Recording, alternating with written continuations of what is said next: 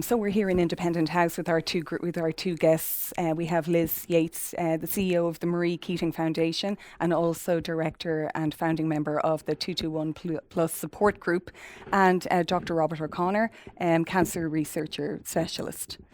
So, I mean, we're talking a lot about Vicky Phelan this week, obviously, Liz, and you were obviously very close with Vicky.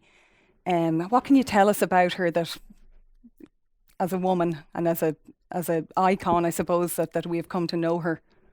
Oh, she was such an inspiration to every woman in Ireland, I think, but particularly to the members of the 221 Plus group who were affected by the CervicalCheck controversy.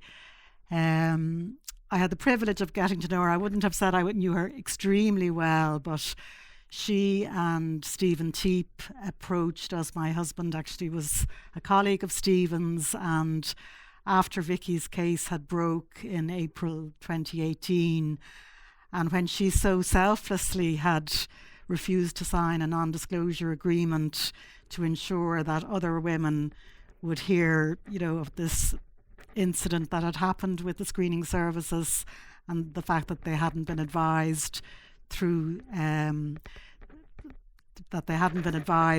of their prognosis from the audit that had been carried out into CervicalCheck. She essentially was the first to break that news, and herself and Stephen were being inundated with queries, with questions from other women who were in a similar situation, and they approached me and the Marie Keating Foundation to see if we would be able to put in place a more structured support group to support those families and those women who had been affected. So we then approached the Irish Cancer Society and the Irish Patient Association, and together with the patient group members, Lorraine, Walsh, Stephen and Vicky, to put in place funding. First of all, we applied for funding from the Department of Health, but also a structure for a support group specifically to provide that much needed support for those members who were still reeling from the news that their cancer could perhaps have been avoided. And her solicitor, Vicky's solicitor, has described her in a tribute at the weekend as a sophisticated bad girl. Is that an assessment you'd agree with? That's a great description. When I met Vicky first, I thought she was just an ordinary woman. You could completely identify with her. She loved County Clare. My family were from County Clare. We talked about walking on the beaches in West Clare, but while she was very ordinary in many ways, she was also extraordinary in terms of what she fought for, the legacy she has left behind. She had time for every single woman. I've many times been in her company and somebody would come up just to talk to her, and she had time for everybody. She made everybody feel so special. She listened, and she fought so hard for justice, for those women who are affected by the CervicalCheck controversy, for their voices to be heard. And I think, in a situation where she did not know if she was going to win her case, one or two of the bigger law firms refused to take her case, but she refused to sign that non-disclosure agreement very selflessly because she knew that other women had been affected. And she won her court case, and it wasn't just about taking the money and going and looking after her own family and herself. It was about how else can we use that money, how else can we use this scenario now to help others. And from that, 221 Plus has grown, and I think she has now passed on the baton to all the members of 221 Plus to continue the work and to ensure that improved healthcare services are put in place, the screening services, but also treatment, and that we adopt an elimination strategy for cervical cancer in Ireland. I suppose talking about her legacy, Robert, just from a scientific point of view, how do we get that going, and what do we do in order to ensure that women have a better chance? Well, I suppose firstly we need to acknowledge that we do have a unique opportunity cancer is a major cause of death in our and suffering in our society, and we have an opportunity to eliminate a form of cancer. So I think first and foremost we have to point that out. Unlike most other cancers, about 6 in 10 cases happen for reasons we don't understand and are just simply bad luck. So we have an opportunity there. And the three main pillars that we see as an opportunity are prevention, and prevention is mostly built around vaccination programs. We have a safe and effective vaccine that young people in this country get for free, and we're very privileged to be able to provide that. Prevention, screening is critically important as well. I suppose there will be some instances where there can be cancers, or where there can be precancers that may develop. And because older women haven't been vaccinated, that will be with us for some time. So screening is a critically important part of those three pillars. And then, as Liz mentioned, excellent care, support and treatment are really, really important. And we have a long way to go with treatment as well. Nearly 2 in 5 women are 2 women a week, are succumbing to cervical cancer. We need to bring that down to 0, and I think we can in the coming decades. Okay. I mean, Liz, you're talking a lot with these women in the 221 plus group, so you're aware of the challenges that they're facing. Can you tell us how they are and what structure did they need to put in place?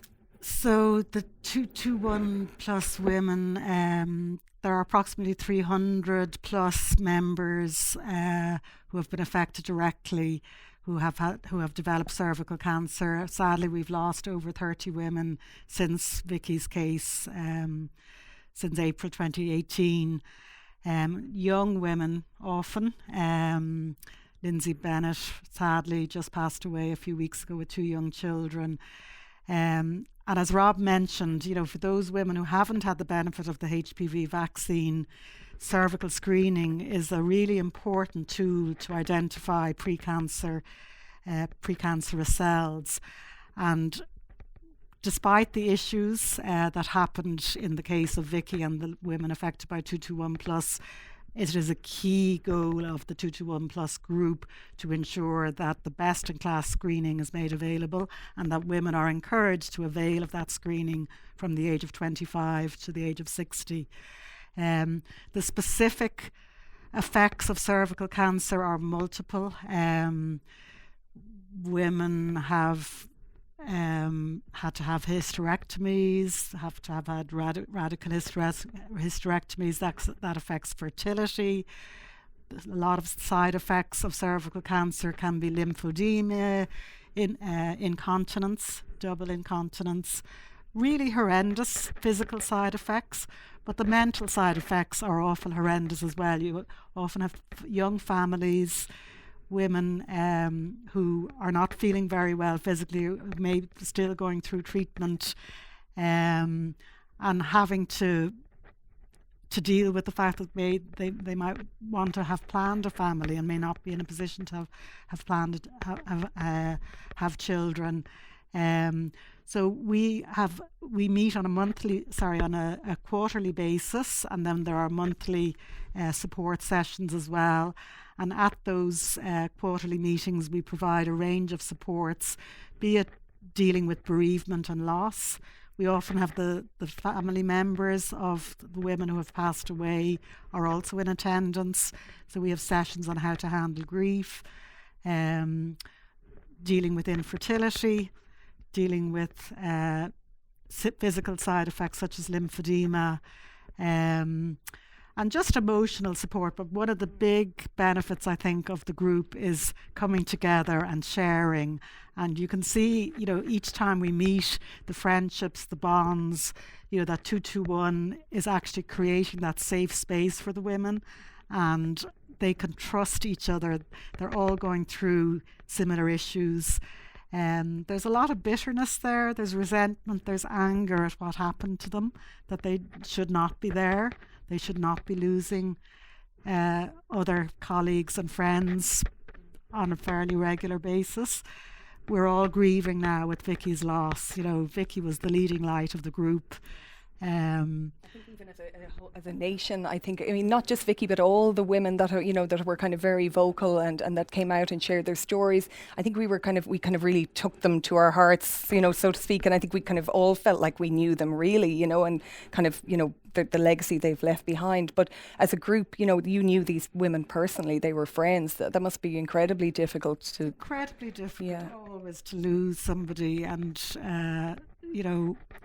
there's a family, there's a partner, there's the wider group. It's such a loss. And the group, we're there to help those women, to give them the supports that they need, but also to move on and to ensure that, the screening services are best in class. That is a key objective of the 221 Plus group, is to ensure that Dr. Scali's recommendations are fully implemented so that our screening services are best in class, but also to ensure that the HPV vaccine is fully rolled out. There is a catch-up programme now being launched in the name of Laura Brennan, who, as you know, was a wonderful patient advocate for the HPV vaccine, who sadly died only in her 20s because she didn't have the benefit of that vaccine. So that vaccine has now been rolled out to boys as well as girls, but there is a strong anti-vax element out there, and parents and communities need to be educated about the importance of that vaccine. As Rob said, it's one of the key tools in our arsenal to actually prevent cervical cancer and other cancers indeed within Ireland. Can you talk a bit about that, Robert, about the the disinformation that's out there, and the importance of getting really important quality information when it comes to this issue? And I suppose we're seeing a lot of focus on disinformation as well as misinformation. So misinformation is just incorrect information. Disinformation is people intentionally trying to manipulate. And we're seeing a lot of that in health and in other areas, in politics and media and so on. I suppose first and foremost, I think everybody agrees that we want the best for our families and for our children. And to me, that's what HPV vaccination comes down to. The fact that we have an opportunity of one less illness that might affect our children and our children's families. It is devastating. Liz has described some of the medical consequences. It is devastating in a family. Part of the challenge is this misinformation around vaccination has led to people, I suppose, trying to weigh up the fear of that information that they're hearing versus the very distant possibility of, a cancer, in the future. And those things I think are problematic and challenging for parents to try and understand what to do best for their child. And it beholds all of us, I think, to try and communicate effectively and help people make a good decision that's right for their children and protect their children and their grandchildren, because infertility is an unfortunate common consequence of cervical cancer, but even some women can be rendered infertile by treatment for the precancerous condition as well.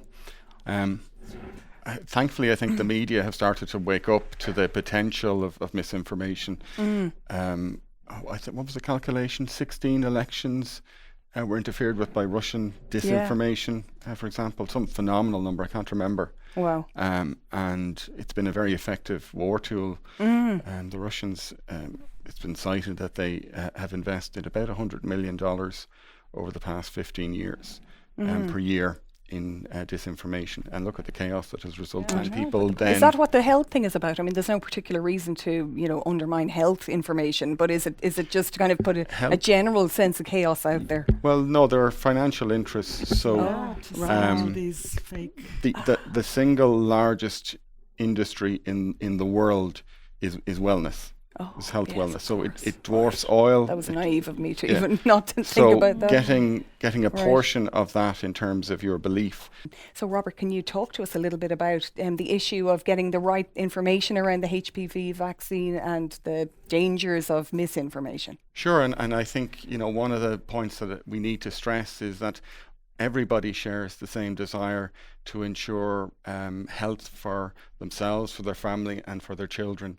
And if we come from that position, I think it's very easy to make good decisions when we understand the evidence around the safety of HPV vaccination and how effective it is at preventing 6 different forms of cancer. Cervical cancer was the initial focus, but we now know that HPV is involved in a number of other cancers in males and females.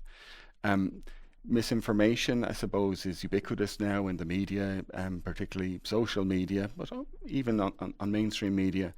And I suppose we need to try and help people understand and make good choices for that longer term health of their children, because cervical cancer typically hits later in life, in several decades after the vaccination opportunity. So prevention is always better than cure. That's one of the mantras I learned, certainly, when I was younger. And we have a great opportunity now. So I suppose we just need to be careful who we trust, who provides that information, and what we hope to get out of it, and going to evidence-based sources of information, the state information, the cancer charities, the international bodies, all of which have reviewed this. And the evidence is striking in terms of the impact. And if we look at the extrapolations and the plans that are emerging for countries like Australia, where they are on track within the next 30 years to effectively have virtually no cervical cancer. It's incredible, isn't Yeah. it? Absolutely.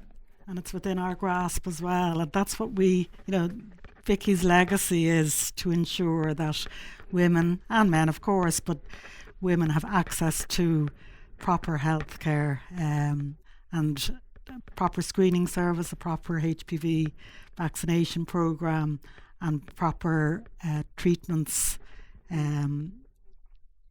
Irish women are entitled to those. I think that was the kind of the amazing thing about, Vicky and all the other women who we have come to know, involved in the CervicalCheck campaign, is that despite their own experiences, they were so adamant that other women should, pursue their screening and, get the HPV vaccine for their children if they can.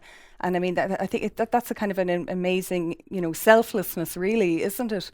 It is. But I think there must be trust in the screening programme as well. And I do think the whole debacle really eroded the trust. And I think the findings from Dr. Scali's report did, there were words calamitous, there was poor governance on display. But let's look forward and let's not, revisit the past. Let's take the learnings from that. Let's ensure that all Dr. Scali's recommendations are implemented so that we have a best-in-class screening service for the women in Ireland. And for the present, I mean, what is the present situation for women who unfortunately have received this diagnosis?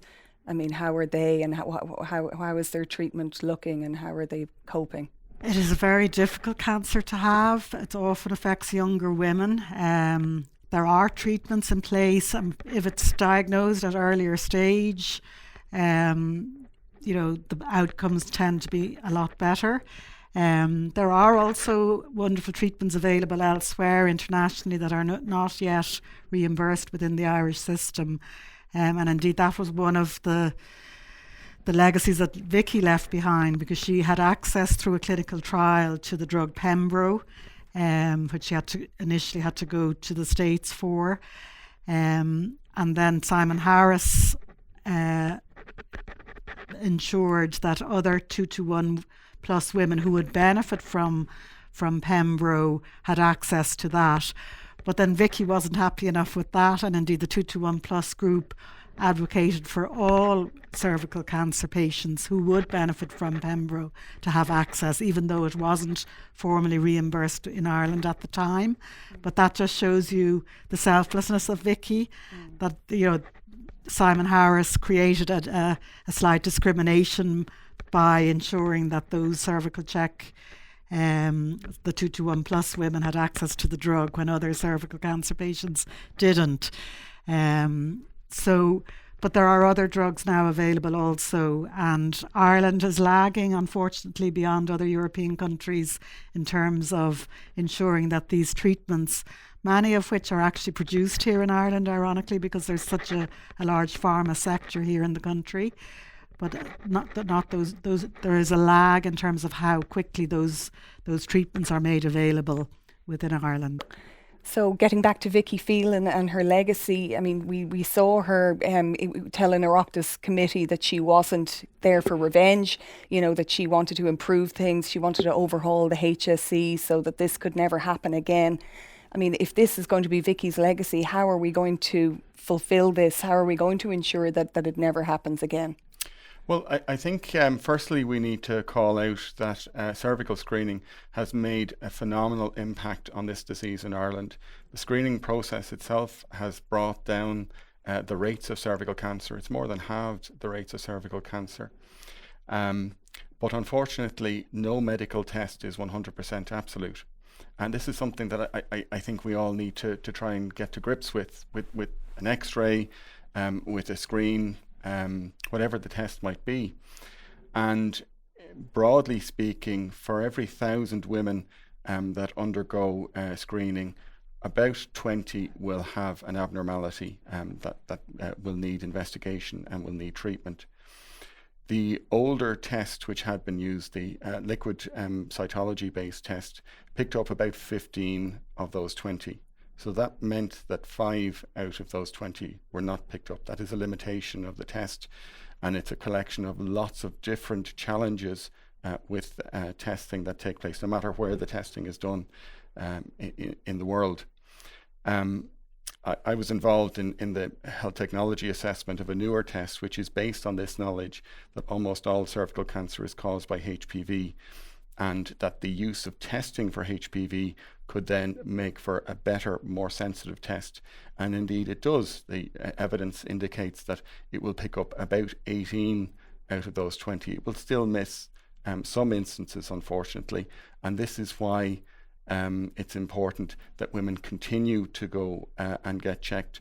That test is moving now to a 5-year test, because the HPV test is that much more sensitive. Cervical cancer doesn't just arrive overnight. It takes many years, probably at least 10 to 15, sometimes 20 or more years. And in that period of time, those abnormalities are gradually showing themselves. So engaging with testing over a period of time gives great opportunity to be able to pick up early stage cervical cancer and eradicate it before it becomes a life-threatening complication. So I think we have a lot of opportunity there, but I think we also need to invest in communications, and we need to bring people, and I suppose I look at the success, and you both mentioned Laura Brennan earlier. I look at the success of bringing people that are impacted by a disease into the wider understanding of health, that we can relate to ourselves, that we can understand what's going on, we can relate to the experience of having that illness, and we can get, I suppose, amplification of that message from people that we can relate to ourselves, not some fancy doctor in a hospital that we might feel very distant to. And I think that's one of the key aspects to me of the Scally report, is around that working together to try as a community to make things better. And we're doing well. We've got vaccination. We need to try and encourage and foster that uptake better. We need to maintain cervical screening. Unfortunately, cervical screening is not taken up uniformly by women either. The rate currently is about close to 8 in 10 women that are in the relevant age group. But that varies enormously in different communities. So it's not every community where 8 in 10 women are taking advantage of it. So those are some of the aspects and areas, I think, where we really do need to see improvement and make best use of the test as a community. And I suppose it's probably fear that might put women off being tested. Do you think, Liz? Fear, mistrust, disinformation, for whatever reason, lack of awareness really of how important it is, and the fact that cervical cancer is difficult to diagnose unless it's caught at a very early stage, and that's why screening is so important. So I think, in my view, one of Vicky's legacies will be to ensure that our sisters, our daughters, our mothers, anybody between the ages of 25 to 60 go for their screening. Improvements have been made already in that the HPV screening is now introduced as part of CervicalCheck. It is a more accurate test, as Robert has said. Screening is not 100% effective. I think people need to be aware of that also, that there will be that percentage of false positives. But that, I think, if people better awareness of how screening works, but real awareness of the absolute importance of going for your regular screening, not just for cervical cancer, for breast, for bowel. And we're also calling for other screening programmes to be introduced. Ultimately, the European Commission now is just advocating that prostate, lung cancer and gastric cancer screening programmes should be introduced within the European Union. So I think best-in-class screening services need to be introduced, better communication about how those screening services work, how they're available, who is eligible for them. And we, as the Marie Keating Foundation and other advocacy organisations, will continue our work in that regard. But I think the health services themselves, the acknowledgement of of what went on in the past, and then resetting and moving forward and looking to how we can actually adopt that elimination strategy. Look at the likes of Australia and other countries where both with HPV vaccination, with screening and with better treatments and care, that we can look at a world in 30 years where cervical cancer will be eliminated entirely in Ireland. And looking to the future, Robert, as well, do you think that maybe not just cervical cancer, but do you think maybe we're looking at a future in 30 years' time when cancer might be eliminated completely? Unfortunately not, I suppose, is the bottom line, but let me qualify that a little bit. We are learning a lot more about cancers, and I suppose we're also learning about the allied areas of research, of behavioural research and that. So as Liz mentioned, this isn't a static space. So there are things that can be done to make sure that everybody is afforded the opportunity for screening. So in cervical screening, there are communities that are quite difficult to engage with, and it's quite an invasive test. I say this hands up as a guy, but it's an invasive test, and there are women who have difficulties, whether from previous trauma or whatever. So there's always opportunities to improve the existing technology and tests. For example, a lot of work around self-sampling at the minute, and there's every indication that will make the test, more comfortable. Blood work and everything like that. Blood wouldn't be a great way in this particular instance for technical reasons we probably don't have time to go into here. But back to the wider aspect in terms of all forms of cancer. Cancer is a collective term. It's like talking about animals. There are lots of different types of it, lots of different causes, lots of different contributors. We now know that viruses and infectious agents contribute globally to probably close to 1 in 5 cases of cancer. So much like HPV causing cervical cancer, we know that a virus people will be very familiar with, although its name is quite technical, the Epstein-Barr virus, often called glandular fever, contributes quite a lot to lymphoma burden in the world, and vaccines have been developed against it. Liz mentioned about gastric and duodenal cancer. We know that there's a nasty bug that up to half of us can carry in our stomachs, which can cause that, and it can be very easily treated with antibiotics. So there are lots of opportunities to impact there. We have lots of opportunities in terms of prevention. In the first place, we know tobacco is still by far the biggest killer in the world, not just in cancer numbers. And yet, in many countries, moves to eradicate the burden of tobacco ill health and disease are quite stagnated at the minute, in part due to the costs and in part due to the influence of tobacco companies and their interests. So there's no one single solution, there's no one single treatment, there's no one single screening program, but there are a lot of things that are happening at the minute that suggest that really there's a lot of hope and opportunity for the future. And I suppose our engagement with those opportunities, our investment in research, our understanding of those things and how they impact us will be really important in getting the best opportunity out of that. Okay. And Liz, we see these amazing women behind us who you knew very well.